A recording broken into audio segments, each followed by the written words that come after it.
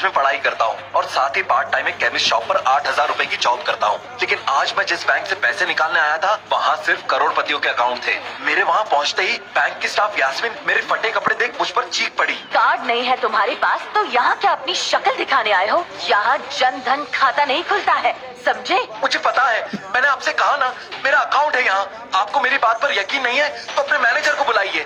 ऐसे कैसे तुम मैनेजर से मिल लोगे? पहले मुझसे बात करो, अपना अकाउंट नंबर बताओ, अपनी पहचान बताओ। यास्मीन का रवैया देख, मैं वहाँ से भागकर बैंक के अंदर आ गया। जब तक कोई कुछ समझ पाता मैं मैनेजर के कैबिन में जा घुसा और दरवाजा अंदर से बंद कर दिया। मुझे ऐसा करते देख यास्मीन के होश उड़ गए। तभी मैनेजर के कैबिन में, कौन हो तुम और बिना परमिशन अंदर कैसे आ गए? अपने कैबिन में मुझे इस तरह से आता देख बैंक का मैनेजर गुस्से से लाल हो गया और सिक्योरिटी को बुलाने लगा। सिक्योरिटी, मैं अपने पैसे निकालने आया हूँ पर आपके स्टाफ मुझे बैंक के अंदर भी नहीं आने दे रहे थे। अच्छा, अगर ऐसी बात है तो अपना सुप्रीम कार्ड लाओ। दरअसल इस बैंक के सभी कस्टमर्स के पास एक सुप्रीम कार्ड था जिसे दिखाकर पैसे निकाले जाते थे, लेकिन मेरे पास वो कार्ड नहीं था। मैंने मैनेजर से कहा मेरे पास सुप्रीम कार्ड नहीं है, आप मेरा फिंगरप्रिंट ले सकते हैं। क्या तुम्हें फिंगरप्रिंट के बारे में कैसे पता है? मैनेजर मेरी बात सुन के हैरान रह गया क्योंकि सिर्फ बैंक के प्रीमियर कस्टमर्स को ही फिंगरप्रिंट से पैसे निकालने की इजाजत थी। मेरी बात सुन मैनेजर ने तुरंत फिंगरप्रिंट मशीन निकाली और मेरे आगे रख दी और फिर जैसे ही मैंने उस मशीन पर अपनी उंगली रखी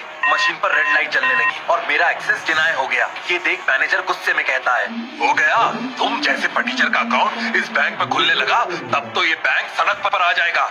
रुको, मैं अभी पुलिस को बुलाता हूँ। मैनेजर की बात सुन मैं घबरा गया। मैंने उससे कहा प्लीज मुझे एक बार और ट्राई करने दीजिए, मैं झूठ नहीं बोल रहा हूँ। ठीक है, मैं तुम्हें ये आखिरी मौका दे रहा हूँ। मैं दोबारा अच्छे से अपनी फटी पैंट से हाथ पोंछते हुए मशीन पर अपनी उंगली रखता हूँ, लेकिन इस बार मशीन पर जो नाम और अमाउंट लिख कर आया उसे देख बैंक मैनेजर के पैरों तले जमीन खिसक गई। लक्ष्मण सर, प्लीज मुझे माफ करना सर। मैं इस ब्रांच में नया आया हूँ और इसलिए मुझे मालूम नहीं था कि आप कौन हो। मैं इस ब्रांच का कस्टमर मैनेजर शशिकांत वर्मा हूँ। प्लीज आगे भी मेरा ध्यान रखना सर, प्लीज। Sorry sir. हाँ ठीक है, तो मुझे ये बताओ कि मेरे खाते में कितने पैसे रखे हुए हैं? लकी ने कहा और वो अब सोफे पर बैठ गया। मैनेजर उसके सामने ही खड़ा हुआ था और उसके खाते की जानकारी अपने फोन पर ही निकाल रहा था।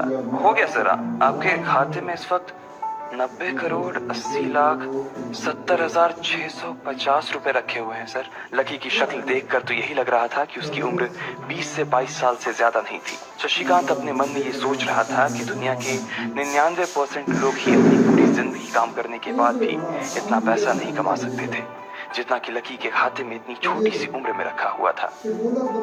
लेकिन लकी ने इधर जब उसके फोन में अपने खाते पर पड़ी हुई जानकारी को देखा तो उसे कुछ अजीब सा लगा। उसे लग रहा था कि उसे तुरंत इतने पैसों के हिसाब से अब अपनी जिंदगी को ढालने की कोशिश करनी शुरू कर देनी चाहिए, वरना उसके साथ वही होने वाला था जो आज बैंक में उसके साथ हुआ था।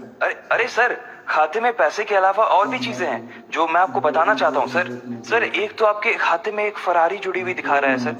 इसके अलावा आपके खाते में 2 किलो सोने की 100 ईंटें रखी हुई हैं, 5 किलो सोने की 20 ईंटें, पिकासो की 3 असली पेंटिंग है, 20 हीरे हैं 24 कैरेट के और भी बहुत कुछ है सर। इतना सारा धन देखने के बाद शशिकांत की आंखें तो बाहर ही निकल आई थी। जितना पैसा और सोना और जायदाद उसके पास था उसका 10% भी इस ब्रांच में किसी और के पास नहीं था।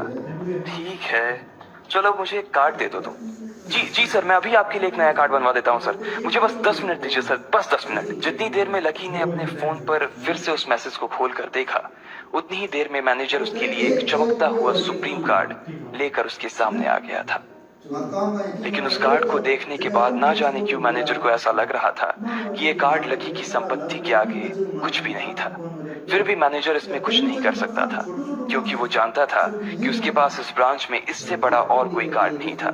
इसलिए फिलहाल वो लकी को यही दे सकता था। लीजिए सर आपका कार्ड, पासवर्ड वगैरह सर आपको ईमेल पे मिल जाएगा। इधर यास्मीन परेशान हुए जा रही थी।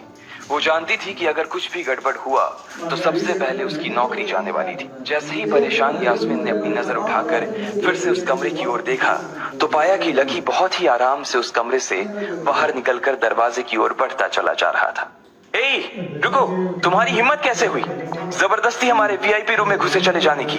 मैंने पहले भी कहा था ना आपसे, मैं यहाँ सिर्फ अपना पैसा लेने आया था और कुछ नहीं। यास्मीन ने देखा कि उसके हाथ में एक सुप्रीम कार्ड था और वो उसकी उंगलियों के बीच चमक रहा था। यास्मीन के दिमाग में आया कि लकी ने ये कार्ड कहीं अंदर से चुरा तो नहीं लिया, और इससे पहले कि वो यहाँ से चोरी करके भागता, यास्मीन जोर से चिल्लाई, सिक्योरिटी सिक्योरिटी, ये चोरी करके भाग रहा है, पकड़ो इसे। लकी ने जब यास्मीन के मुंह से ये बात सुनी तो उसके कान खड़े हो गए।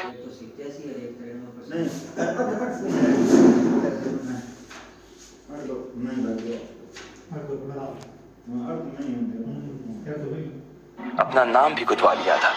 तुम्हारी इतनी हिम्मत कि तुमने शशिकांत सर को डरा कर अपना नाम भी लिखवा लिया इस पर। इसकी जेब चेक करो। मैडम, इसकी जेब में तो कुछ नहीं है, बल्कि फटी हुई जेब है इसकी। मैडम, हो सकता है ये इसी जेब में चाकू रख कर लाया हो और उसको निकालते वक्त उसी चाकू से इसकी जेब फट गई होगी। मुझे तो ऐसा ही लग रहा है। अरे पागल हो क्या? ये सब आप लोग क्या बोल रहे हो? शशिका!